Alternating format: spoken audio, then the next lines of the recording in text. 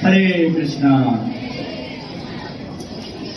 श्री कृष्ण जयंती महोत्सव की, श्री कृष्ण भगवान की, श्रील प्रभुपाद की।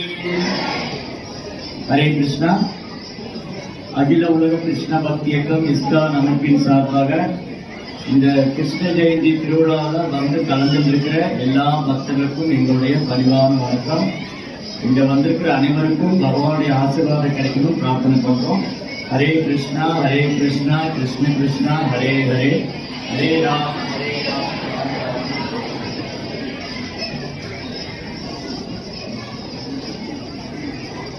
श्री कृष्ण भगवान की। அப்போ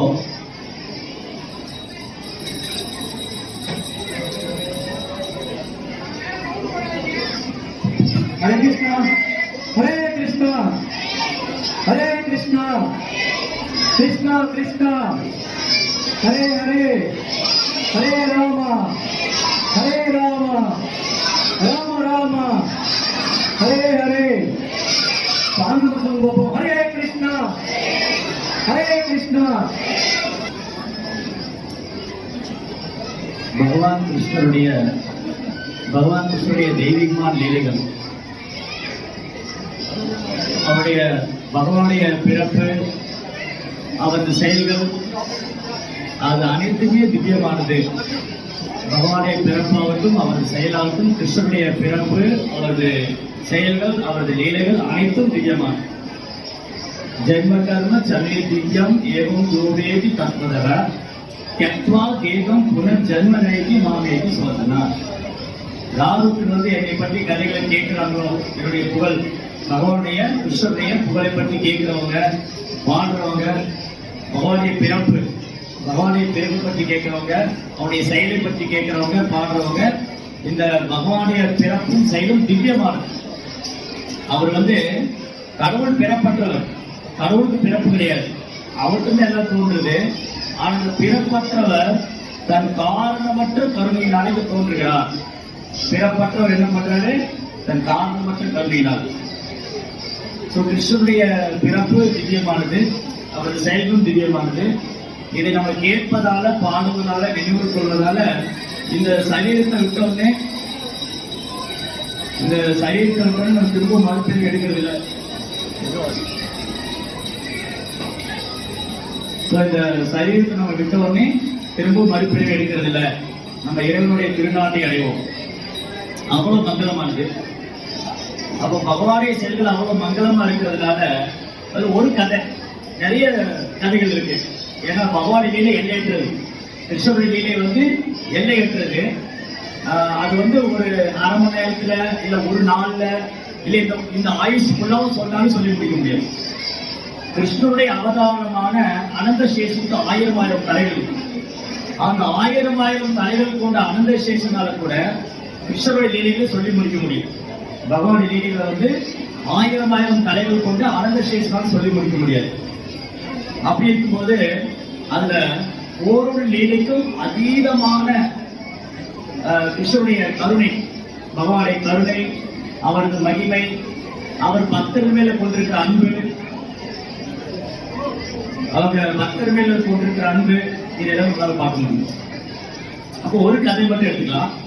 கிருஷ்ணனுடைய லீலைகள்ல ஒரு கதை மட்டும் எடுத்துட்டு அதுல நம்ம அந்த லீலை கேட்கறதும் பாக்கியம், அது தெரிஞ்சுக்கிறதும் பாக்கியம், அதை படிக்கிறதும் பாக்கியம். அதுல இருந்து நமக்கு நிறைய பாடமும் கிடைச்சிடும். பகவானுடைய லீலைகள் ஹரிகிருஷ்ணா. பகவானுடைய லீலைகள் நமக்கு வாழ்க்கைக்கு தேவையான நிறைய பாடங்கள் கற்றுக் கொடுக்கும் ஒரு லீலையில். இப்போ உதாரணத்துக்கு கிருஷ்ணர் குழந்தை கிருஷ்ணன் கோபால் அல்லது பாலகோபால். கிருஷ்ணர் குழந்தையா இருந்த பொழுது பிருந்தாவனுக்கு நிறைய அழகர்களா வருவாங்க. கம்ச ராஜா, கிருஷ்ணருடைய மாமாவான கம்ச ராஜா என்ன பண்ணுவாரு? கிருஷ்ணர் கொள்றதுக்காக நிறைய அழகர்களை அனுப்பிச்சு வைக்கிறார். ஒரு அங்க நிறைய பேர் உள்ள வச்சுருங்க, வழியில் உட்கார முடியாம. ஹரே கிருஷ்ணா பக்தர்கள் முன்னாடி வாங்க. ஹரே கிருஷ்ணா பக்தர்கள் முன்னாடி வாங்க. ஃப்ரெண்ட்ல வாங்க. Fast right. அப்போ கம்ச ராஜா என்ன பண்ணுவாங்க, குழந்தை கிருஷ்ணரை பண்றதுக்காக நிறைய அர்த்தங்கள் அமைச்சுக்கிட்டே இருக்காங்க.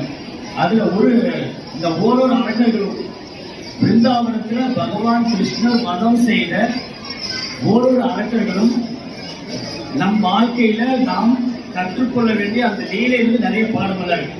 இந்த ஒரு லீலை, இப்போ உதாரணத்துக்கு பூதனான்னு ஒரு அறிக்கை இருக்கு. பூதனா யாரு? பூதனா. இந்த பூதனா அறிக்கை என்ன பண்ணுவான்னா, அவ வந்து குழந்தைகளை கொள்றது எக்ஸ்பர்ட். பூதனா அறிக்கை என்ன பண்ணுவா, குழந்தைகளை கொள்றது ரொம்ப எக்ஸ்பர்ட். அவ வந்து அதீதமான சக்தி படித்து ஒரு மாயா ஒரு அரக்கி. அவன் வந்து எப்படி வேணாலும் உருவெடுத்துக்க முடியும். அவனால பூதனையினால எப்படி வேணாலும் உருவெடுத்துக்க முடியும்.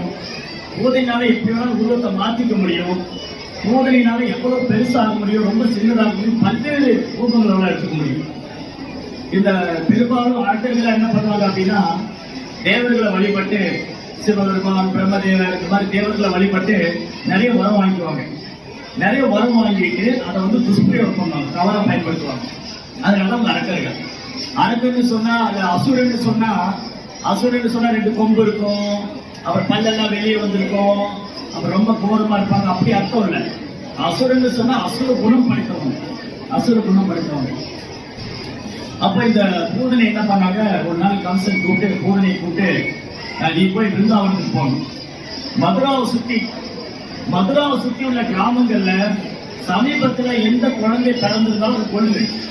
ஏன்னா என்னை கொல்லக்கூடிய குழந்தை என்னை வந்து தேவகி 8வது குழந்தை, வசுதேவருக்கும் தேவிக்கும் பிறந்த 8வது குழந்தை என்னை கொல்லுன்னு வந்து நான் கேள்விப்பட்டிருக்கேன்.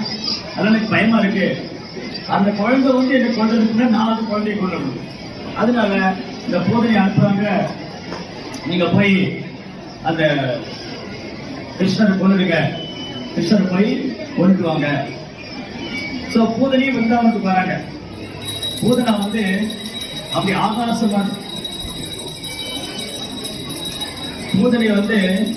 ஆகாசமா இருக்குமா விருந்தாவனத்துக்கு வந்தாங்க. இப்ப என்ன ஆயிடுச்சுன்னா, பூதனை வந்து ஒரு பயங்கரமான அரக்கி, அதாவது ரொம்ப கொடூரமான உருவம் படைத்தவர். அப்போ அந்த உருவத்தோட, அந்த கொடூரமான உருவத்தோட ஒரு பெரிய மலை போல, பூதனையை பார்த்தா ஒரு பெரிய மலை மாதிரி இருப்பார். ஒரு டைம்லாம் வந்து பெரிய பாலம் மாதிரி இருக்கும். இந்த 4 வழிச்சாலை பாலம் இல்லையா, 4 வழிச்சாலை பாலம் மாதிரி கை காலு கண்ணெல்லாம் வந்து நெருப்பு பந்துமா இருக்கும். மூக்கு வந்து புகை மாதிரி இருக்கும். வாய் வந்து பெரிய அகலை மாதிரி இருக்கும். அப்படி ஒரு பிரம்மாண்டமான ரூபம். ஆனா அவர் தன் யோக சக்தியினால எப்படி வேணாலும் தன்னை மாற்றிக்க முடியும்.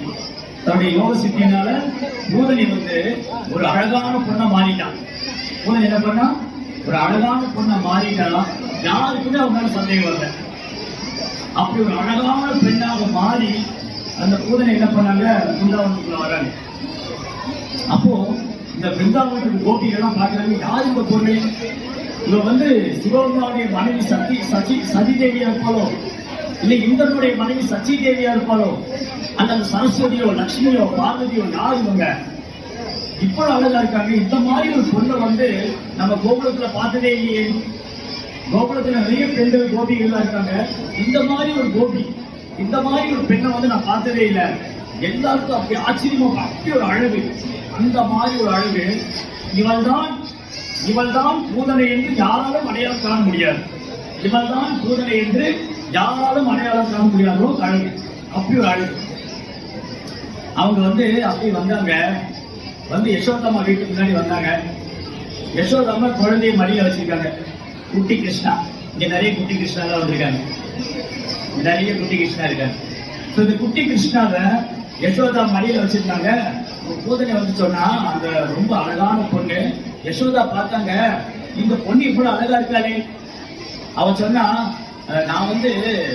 நான் அழகு மட்டும் இல்ல, என்கிட்ட யாராவது பால் குடிச்சாங்க அப்படின்னா, என்னிடம் யாராவது பால் பருகினால், என்னிடம் யாராவது பால் குடித்தார்களே ஆனால் அவங்க 100 வருஷம் ஆரோக்கியத்தோட நீண்ட காலம் வாழ்வாங்க.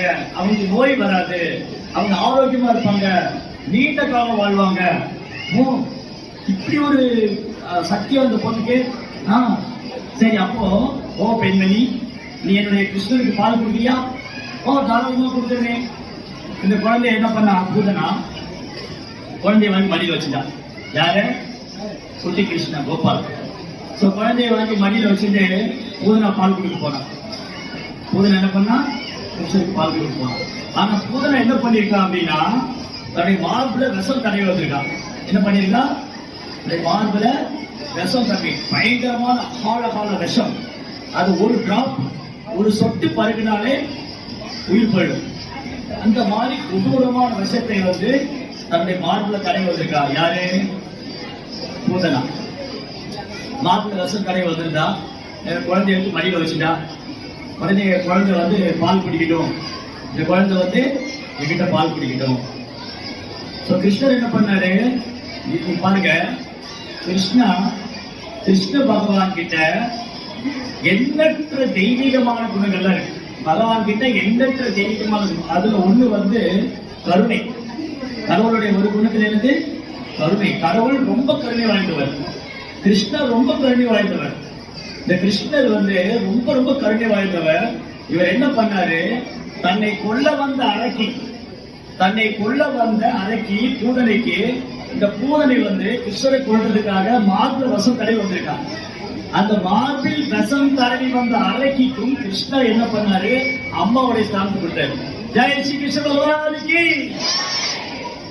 அப்போ பகவானை கொல்ல வந்த அரக்கிக்கே பகவான் அன்னையோட ஸ்தானத்தை கொடுத்தா, அவர்கிட்ட பக்தி பண்ற பக்தர்களை பத்தி என்ன சொல்றது?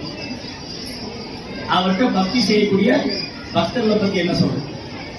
இந்த பூதனை கிருஷ்ணரை மடியில் வச்சுட்டு பால் குடிக்க போனா, அந்த மார்புல விஷம் தடவி வந்துச்சுன்னா கிருஷ்ணர் பால் குடிக்க ஆரம்பிச்சார்.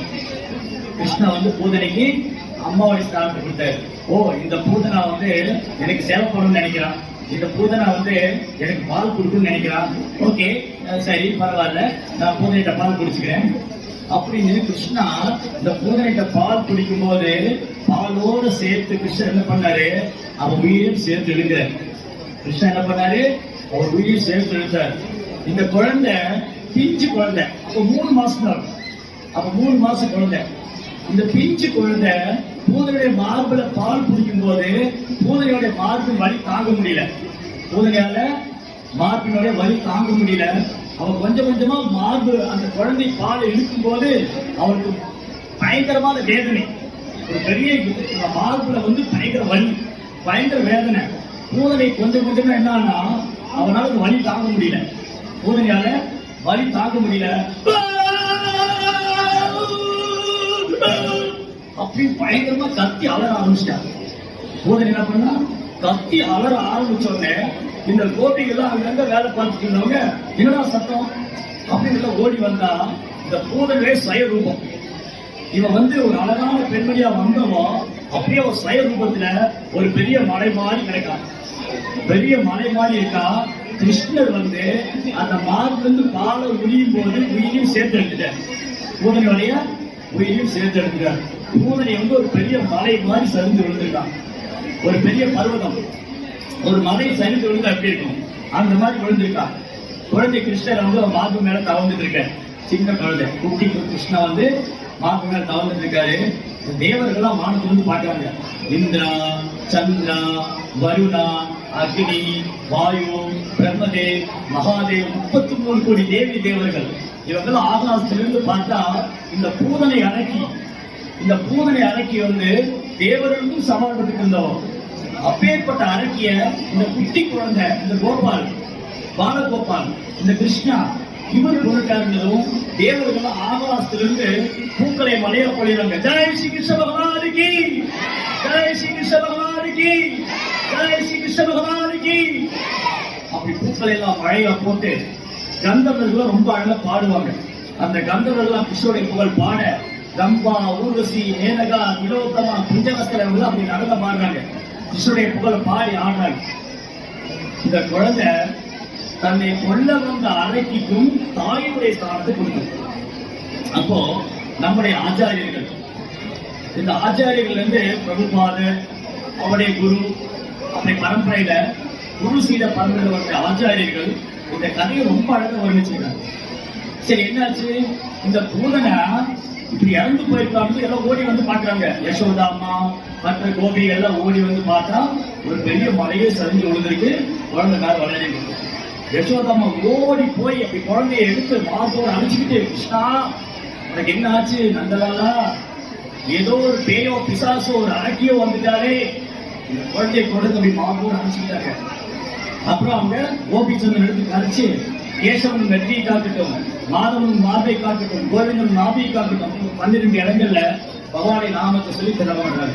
யசோதாமன் தெரியாத நாமத்துக்கு எஜமானன் அவர் தான், அந்த நாமத்துக்கு எஜமானன். அப்போ இந்த கிருஷ்ண நாமம் ஹரே கிருஷ்ணா கிருஷ்ண கிருஷ்ணா ஹரே ஹரே, ஹரே ராம ராம ராம ஹரே ஹரே. இந்த நாம ஜபம், இந்த ஹரே கிருஷ்ணா மகாமந்திரம் ஒருத்தருக்கு வந்து எல்லா பயத்தையும் போகும். பயஸ்வரூபமே, பயத்துக்கு ஒரு தேவதை இருக்கு, அந்த பயஸ்வரூபமே பகவானை நாமத்துக்கு கிட்ட பயந்து போயிடும். அப்ப யார் வந்து ஹரே கிருஷ்ணா மகாமந்திரம் உச்சரிக்கிறாங்களோ அவங்க கிட்ட பேய் பிசாசு பில்லி சூர்யா அப்புறம் இந்த மாதிரி துஷ்ட சக்திகள் இது யாருமே கிட்ட வரமாட்டாங்க. எந்த சக்தியும் கிட்ட வராது. கிருஷ்ண நாம ஜபம், கிருஷ்ண நாம ஜபத்துக்கு முன்னாடி எந்த சக்தியும் செயல்படாது. பரம் விஜயனே ஸ்ரீ கிருஷ்ண சங்கீதம், கோவிந்த நாம சங்கீதனம், கோவிந்தா கோவிந்த நாம சங்கீதனம் கேட்கல, கோவிந்த நாம சங்கீதனம். கோவிந்த நாமத்தை உச்சரிப்பவர்களுக்கு வாழ்க்கையில தோல்வியே கிடையாது. கோவிந்த நாமத்தை உச்சரிப்பவங்களுக்கு வாழ்க்கையில வந்து நஷ்டமே கிடையாது. கோவிந்த நாமத்தை உச்சரிப்பவங்களுக்கு வாழ்க்கையில எந்த ஒரு இடைஞ்சலும் இன்னல்களும் கிடையாது. எல்லாம் தடங்கள் விலகி போடும். அவ்வளவு சக்தி வாய்ந்தது. அப்ப வந்து இந்த நந்த மகாராஜ் இருக்கார் இல்லையா, நந்த மகாராஜ் கிருஷ்ணனுடைய அப்பா. அவர் வந்து கம்சனுக்கு வரி பணம் கட்டுறதுக்காக மதுரைக்கு போயிருந்தார், மதுரா. அப்போ வசுதேவரை சரியில சந்திக்கிறார். வசுதேவரை சரியில சந்திச்சார். வசுதேவர் சொல்றாரு, நீங்க குழந்தைய தனியா விட்டுட்டு வந்தீங்க, சீக்கிரம் போங்க, அந்த குழந்தைக்கு ஏதாவது ஆபத்து ஏற்படும், கம்சனால இந்த குழந்தைக்கு ஏதாவது ஆபத்து ஏற்படும். கிருஷ்ணருக்கு யார் ஆபத்து பண்ணுவா? கிருஷ்ணா வந்து முழுமுதற் கடவுள், அவருக்கு யாரும் ஆபத்து பண்ண முடியாது. மாறாக கிருஷ்ணர் கையால தான் கொல்லப்படுவாங்க. இந்த வசுதேவர் சொன்னாரு, நீங்க உடனே திரும்ப போங்க, குழந்தைக்கு ஏதாவது ஆபத்து ஏற்படலாம். சோ நந்த மகாராஜ் திரும்பி வராரு. அவங்க சொன்ன மாதிரியே, வசுதேவர் சொன்ன மாதிரியே ஒரு பெரிய அரக்கி, ஒரு பர்வதம் போல ஒரு அரக்கி வந்து மலை மாறி இருக்கிற அரக்கி சரிஞ்சு விழுந்திருக்கான். ஓ நந்தகோபர் சொன்னாரு, இந்த வசுதேவர் சொல்லி கரெக்ட் தான், ஏதோ ஒரு அரக்கிதான் குழந்தையை கொள்ள வந்திருக்கணும். அப்ப என்ன பண்ணாங்களா, இந்த பூதனோட உடல் இருக்கு இல்லையா, பூதனுடைய ஆத்மா வந்து கிருஷ்ணா வந்து அந்த பூதனைட்டு பால் குடிக்கிற மாதிரி அந்த ஆத்மாவை எடுத்துட்டாரு. அந்த உடலை வந்து இந்த கோபுரங்களா எரிக்கிறாங்க. பூதனுடைய உடல் இருக்கு இல்லையா, இந்த பூதனுடைய உடலை கோபுரங்களா எரிக்கும் போது அந்த கோபுரம் முழுவதுமே அரோமா சென்ட் ஸ்மெல். நம்ம உடம்பு வச்சு எப்படி இருக்கும், உருளாற்று வீசிக்கிட்டே இருக்க முடியாது. ஆனா பூதையோட உடல் எரிக்கும் போது அந்த பூதையின் உடல் வந்து அந்த கோபுரம் முழுவதும் நறுமணம் தருது. ஏன்? கிருஷ்ணனுடைய பாதம், கிருஷ்ணனுடைய தாமரை பாதம் பூதனின் சரீரத்தில் பட்டதாலும், கிருஷ்ணனுடைய ஸ்பர்ஷம் பட்டதாலும், கிருஷ்ணர் பூதனைக்கு பால் குடிச்சதாலும் கிருஷ்ணர் வந்து பூதனைக்கு முக்தி கொடுத்தார். கிருஷ்ணர் என்ன பண்ணாரு, பூதனைக்கு முக்தி கொடுத்தார். இந்த முக்திங்கிறது சாதாரண விஷயம் இல்ல. முக்திங்கிறது மீண்டும் பெறவா நிலை. அதுக்கு பெரும் பெரும் யோகிகள் ஞானிகள் தவம் பண்றாங்க. காட்டுல போய் தனி இடத்துல சாப்பிடாம தூங்காம தவம் இருந்து மழை வெயில் குளிர் எல்லாம் பொறுத்துக்கிட்டு அப்படி தவம் செய்து நம்ம முக்தி அடையணும்னு நினைக்கிறத கிருஷ்ணர் போதனை கொண்ட நிலை. ஜெய் ஸ்ரீ கிருஷ்ண பகவானுக்கு. கிருஷ்ணர் கையால கொல்லப்படுறவங்க, கிருஷ்ணர் கையால கொல்லப்படுறவங்க முக்தி அடைகிறாங்க. கிருஷ்ணர் கையாலே கொல்லப்படுறவங்க முக்தி அடைகிறாங்க. அப்ப பக்தர்கள் பத்தி என்ன சொல்றது? அப்ப பக்தர்கள் பத்தி என்ன சொல்றது? பக்தர்கள் எப்பவும் கிருஷ்ணனோட சந்தோஷமா இருப்பாங்க. அப்புறம் இந்த பூதனை இருக்கா இல்லையா, பூதனை வந்து கிருஷ்ணரை மடியில வச்சிருந்தப்போ குழந்தைக்கு பால் கொடுக்காது மடியில வச்சிருந்தா இல்லையா, அப்ப கிருஷ்ணர் கண்ணை மூடிட்டாரு. கிருஷ்ணன் என்ன பண்ணிட்டாரு, கண்ணை மூடிட்டாரு. பூதனை பார்க்கலையா? ஏன் கிருஷ்ணன் கண்ணை மூடிட்டாரு, பூதனை பார்க்கல? மைக் இருக்கா? ராஜேஷ் மைக்.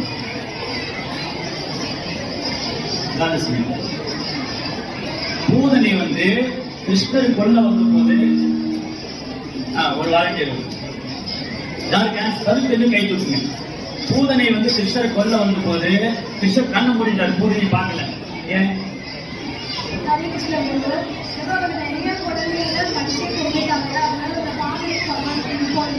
ஓகே, ஒரு பாயிண்ட். சோ ஒரு காரணம் வந்து பூதனா நிறைய குழந்தைகள் கொன்னதுனால பூதனையை பார்க்க விருப்பம் இல்லாம கிருஷ்ணர் கண்ண மூடிட்டார். அப்புறம் கிருஷ்ண பகவானுக்கு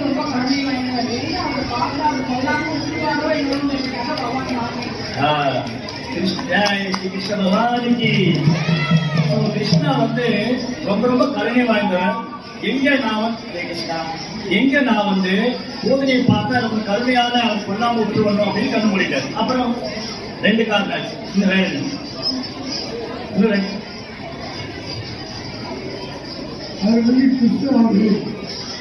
இந்த வயது முதல் ஆகவே அவனை பார்க்கவும் மறிக்கவும் காக்கவும்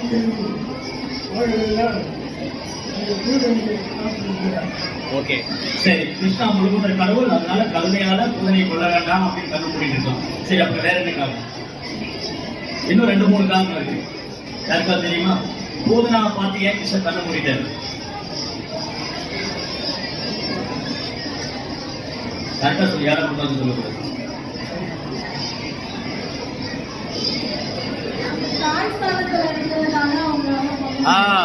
பூதனா வந்து ஓகே வெரி குட். பூதனா வந்து கிருஷ்ணருக்கு பால் கொடுக்க வந்தாங்க. அப்ப கிருஷ்ணர் வந்து அம்மாவோட ஸ்தானத்தை கொடுத்துட்டாரு.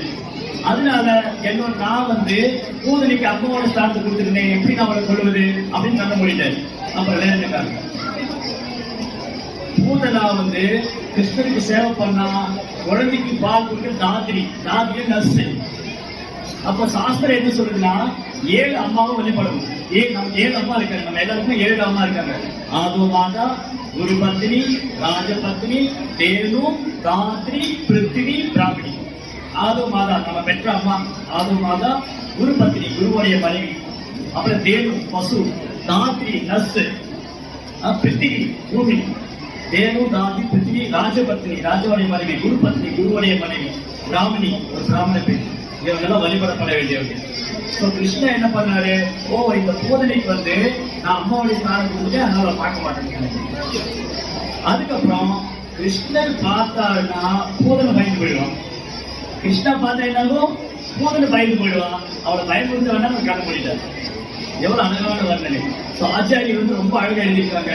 இந்த கிருஷ்ண பகவான் காரணம் கொண்டு கண்ண மூடிட்டார். அப்புறம் பூதனையை வதம் பண்ணி முடிச்சிட்டார்.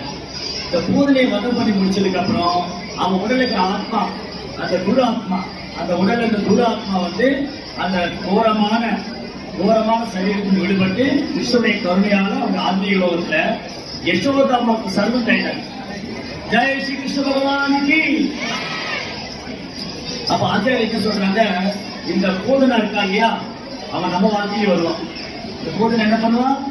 நம்ம வாழ்க்கையில வருவான். யாரு பூதனா? பூதனை என்ன பண்ணா?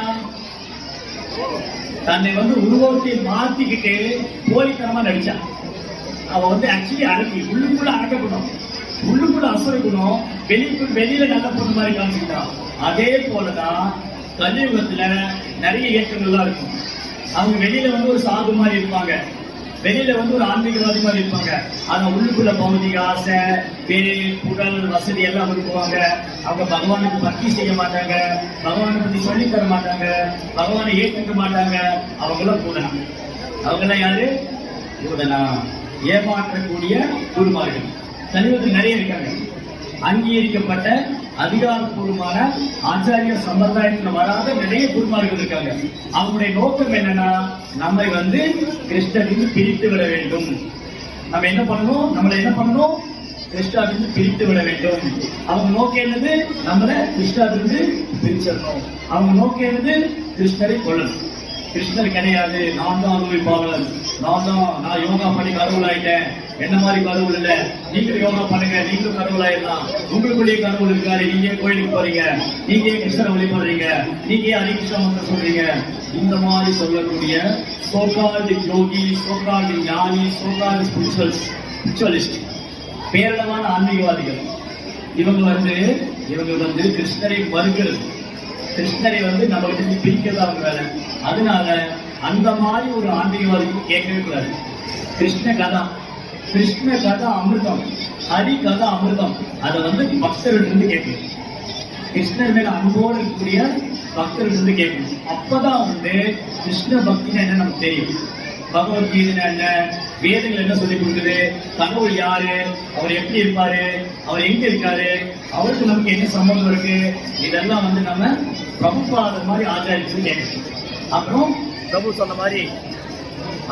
சொன்ன மாதிரி இந்த மாதிரி அங்கீகரிக்கப்பட்ட புஸ்தகம் பாகவதம், கிருஷ்ண கதை, மகாபாரதம், பகவத்கீதை, இது மாதிரி பிரபுபாடி புஸ்தகங்களை வாசிக்கணும். அப்ப வந்து கிருஷ்ணருடைய தத்துவம் என்ன நமக்கு புரியும். கிருஷ்ண தத்துவம் என்ன, பகவான் யாரு, எப்படி அவங்க அன்பு செய்யணும், எப்படி நாம சந்தோஷமா இருக்கணும். அப்ப நம்ம எல்லாருமே சந்தோஷமா இருக்குன்னு நினைக்கிறோம். ஆனா நம்ம வாழ்க்கையில யாரும் வரக்கூடாது. நம்ம சந்தோஷமா இருக்குன்னா நம்ம வாழ்க்கை யாரும் வரக்கூடாது. பூதனா உள்ள வரக்கூடாது, பூதனை உள்ள விடவே கூடாது. பூதனாவை உள்ள விட்டோம் இருக்கிற பக்தி போயிடும். பூதனா மாதிரி ஏமாற்றக்கூடிய அரசியல்வாதிகள், ஏமாற்றக்கூடிய ஆன்மீகவாதிகள், ஏமாற்றக்கூடிய சமூக போராளிகள் உள்ள விட்டோம் இருக்கிற பக்தி போயிடும். அதனால அந்த மாதிரி நபர்கள் சேர்க்கையே கூடாது. எப்பவுமே பக்தர் சங்கத்தில் இருக்கணும், நாம ஜெபிக்கணும். ஹரே கிருஷ்ணா கிருஷ்ண கிருஷ்ணா ஹரே ஹரே, ஹரே ராமா ராம ராமா ஹரே ஹரே. அப்ப பாருங்க, நமக்கு வந்து இந்த கலியுகத்துல ஹரிநாமம் மருந்து. நம்முடைய எல்லா வியாதிக்கும் அருமருந்து ஹரிநாமம். பகவானை நாமம் தான் இந்த யுகத்துக்கான தர்மம். அப்போ இந்த ஹரே கிருஷ்ணா பக்தர்கள் எல்லாம் பாத்தீங்கன்னா இந்த மாதிரி ஜபமாலை வச்சிருப்பாங்க, இந்த மாதிரி ஜபமாலை வச்சிருப்பாங்க. இந்த ஜபமாலை இதுல வந்து 108 மணி இருக்கும். ஒரு மணியும் நம்ம ஹரே கிருஷ்ணா மட்டும் சொல்லலாம். இந்த வந்து ஜபத்துக்கு பயன்படுத்தக்கூடாது. 2 வரலாறு மாலை பிடிச்சிக்கணும், மான் முத்ரா மாதிரி பிடிச்சிட்டு ஒரு மணியும் ஹரே கிருஷ்ணா கிருஷ்ண கிருஷ்ணா ஹரே ஹரே, ஹரே ராமா ராம ராமா ஹரே ஹரே. அடுத்தது ஹரே கிருஷ்ணா கிருஷ்ண கிருஷ்ணா ஹரே ஹரே, ஹரே ராமா ராம ராமா ஹரே ஹரே. அடுத்தது ஹரே கிருஷ்ணா கிருஷ்ண கிருஷ்ணா ஹரே ஹரே, ஹரே ராமா ராம ராமா ஹரே ஹரே. இப்படி இந்த மணிக்கு 108 தடவை 10 நிமிஷம் ஆகும். ஒரு நாளைக்கு எவ்வளவு நேரம் இருக்கு? 24 நேரம். 10 நிமிஷம் எல்லாம் கஷ்டமா? ரொம்ப சுலபம். இது வந்து பாத்தீங்கன்னா நம்ம இன்வெஸ்ட்மெண்ட், நம்முடைய முதலீடு வந்து வெறும் 60 ரூபாய் தான். 30 ரூபாய் மாலை, 30 ரூபாய் பை, 60 ரூபாய் ஒரு விஷயம் இருக்கும்.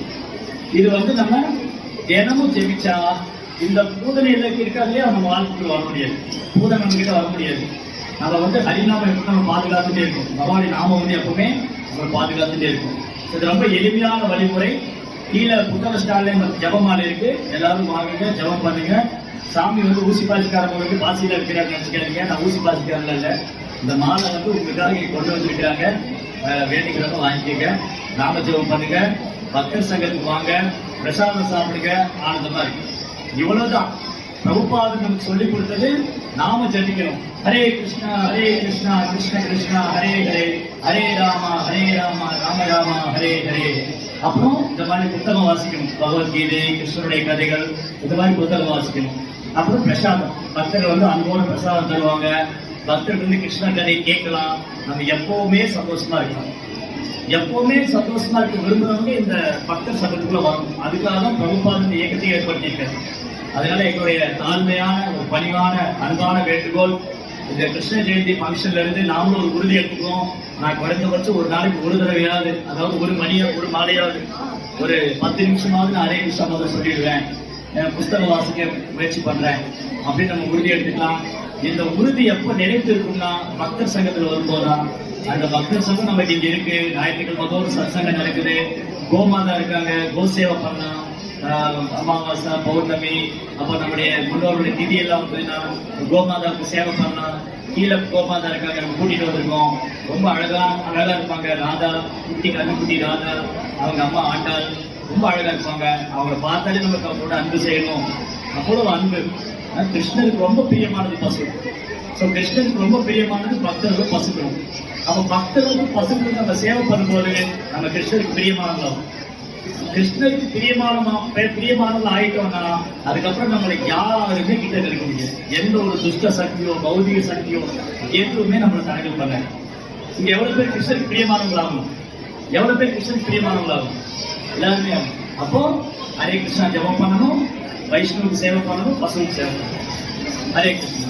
ஸ்ரீ கிருஷ்ண ஜென்மாஷ்டமி மகோத்சவ கி, ஸ்ரீல பிரபுபாத் கி, ஹரே கிருஷ்ணா.